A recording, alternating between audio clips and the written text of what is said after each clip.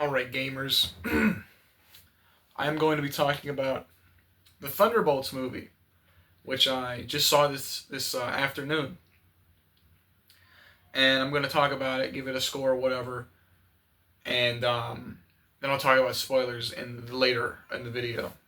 So, this movie was a pleasant surprise. I thought it was going to be kind of crappy, kind of not really what I was hoping to see from this movie, and it was um,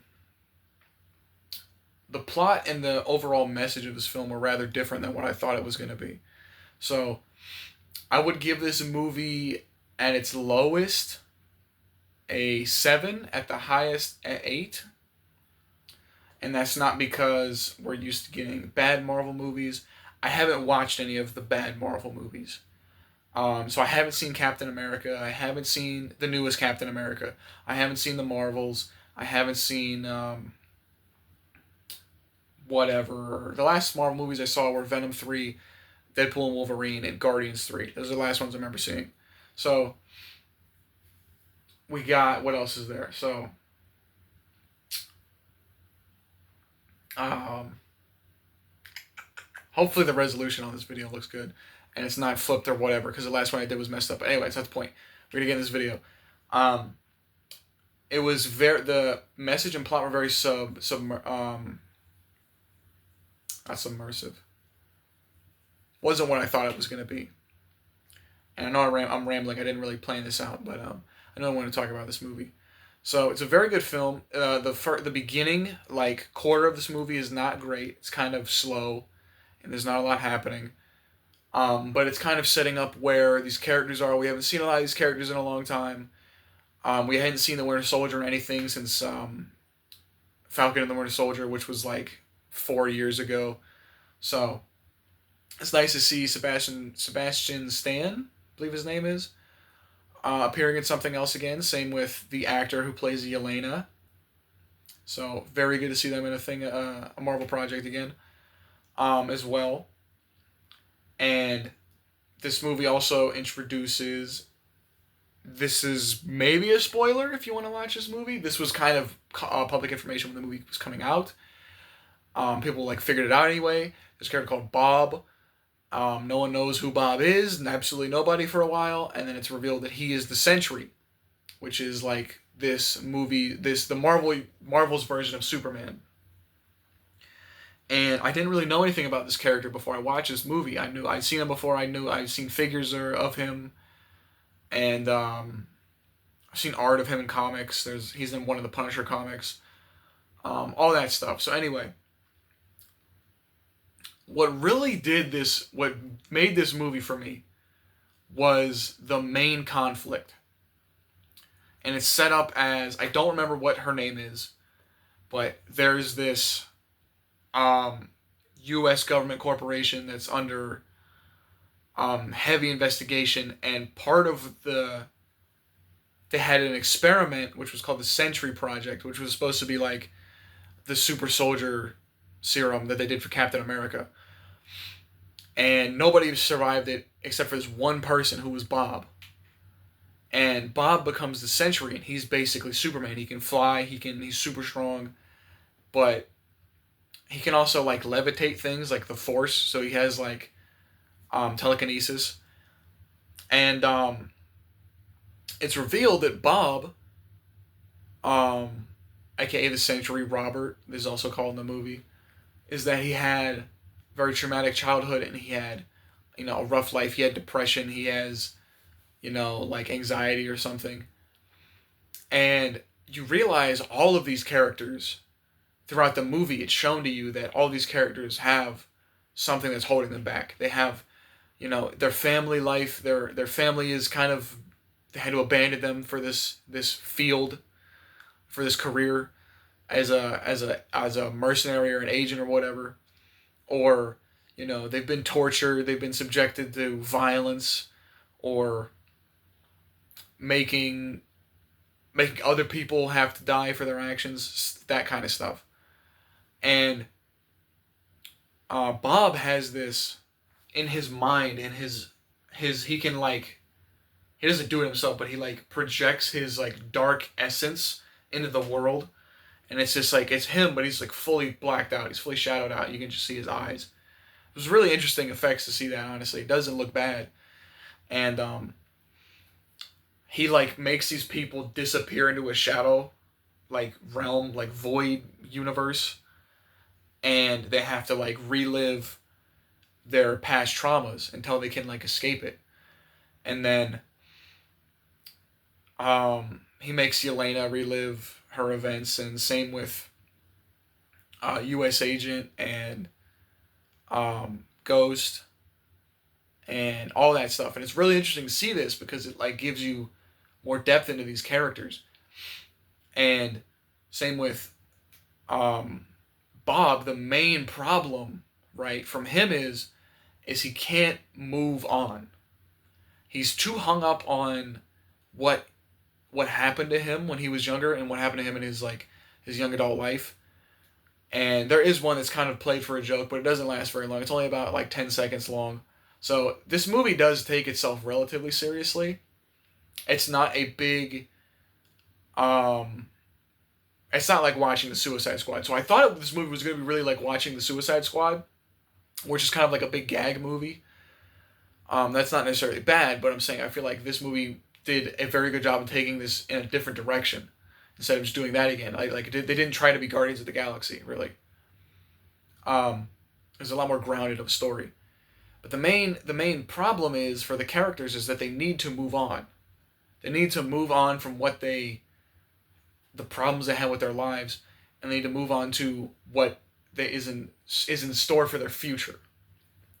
And it's very interesting to see, and I feel like that's a very important message. It's a message that hits home for a lot of people, because a lot of people, really, myself included, sometimes we get hung up on what we've done wrong and how we've messed up in the past, and we don't really look at how we can improve our lives in the future. We just kind of look at, oh man, I did this, I did that.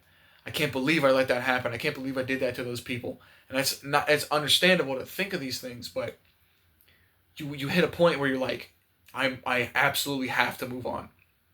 Me sitting here is not going to do anything of sitting here looking at my past and how I've screwed up.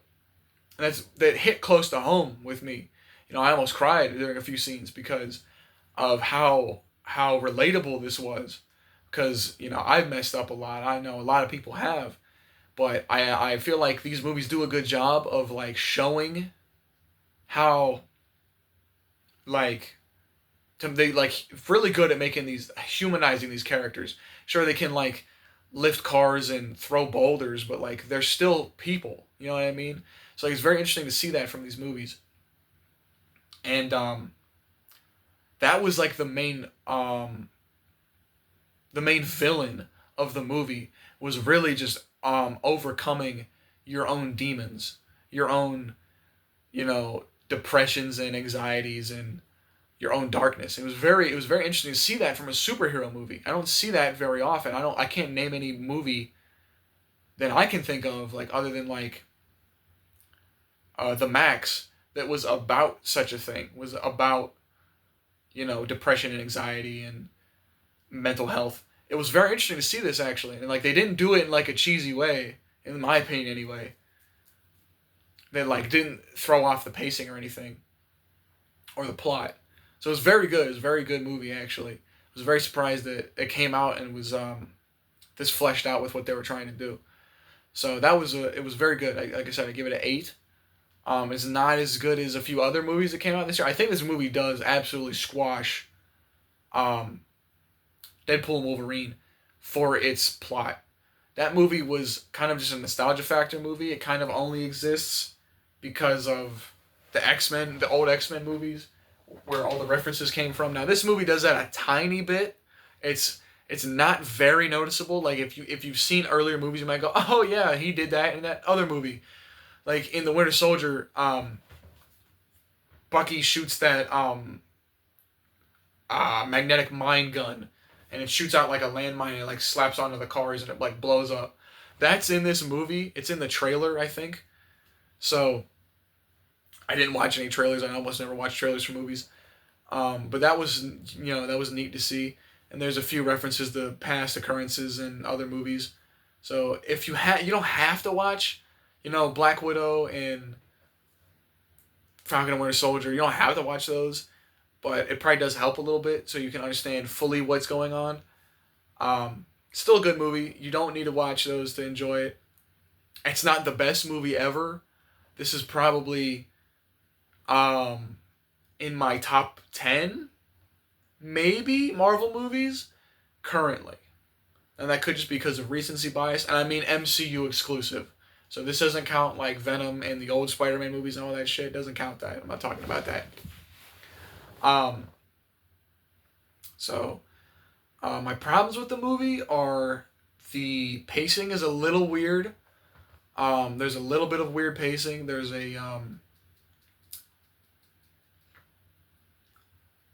mainly and only like the first hour. I think this movie was 3 hours long. It might be like not maybe not three. It might be like 2 hours and 20 minutes. So in the first like 45 minutes of the movie are a little slow.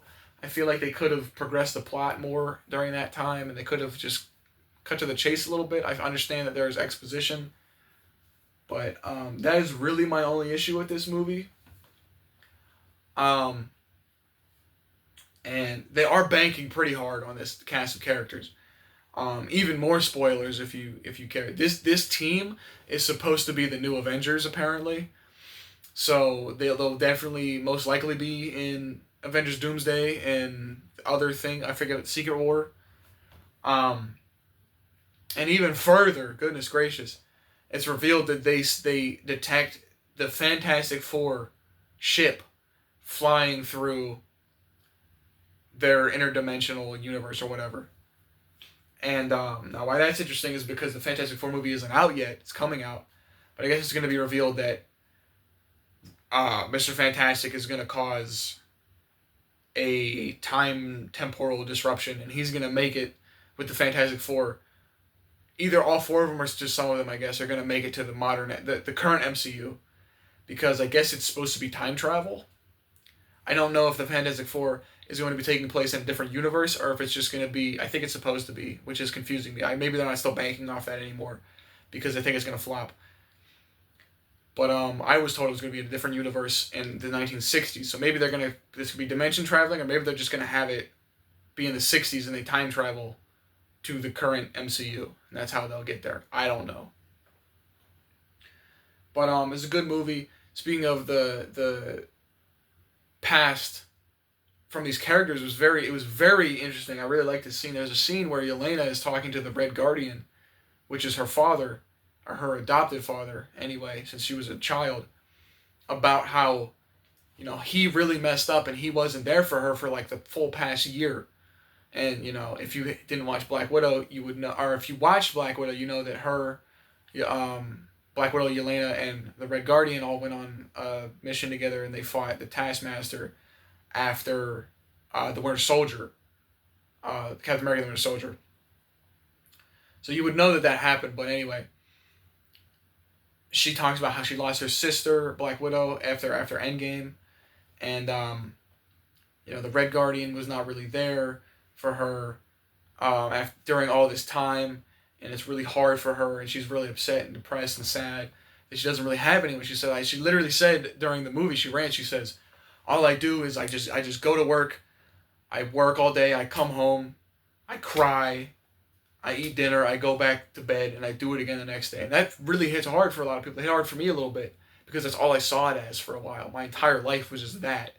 And then after I realized, I have friends, I got family, I got the guitar, I got exercise, man, I got all this shit I could be doing to help keep me sane, And that just hit home for me too. I was like, damn, some of us, I don't have a lot, me personally. I don't think, and I don't need a lot. What I'm saying is, some people have even less, right? And that's hard for them. And then Alexei, the Red Guardian, says to her, he basically says, look, I understand that I haven't been there and I haven't been the best father for you. He said, but I'm here now. And I will only do my best, put my best foot forward for us from now on. And that shit hits hard, bro. Like, there's for a while there wasn't that many good moments from these Marvel movies in the past couple years.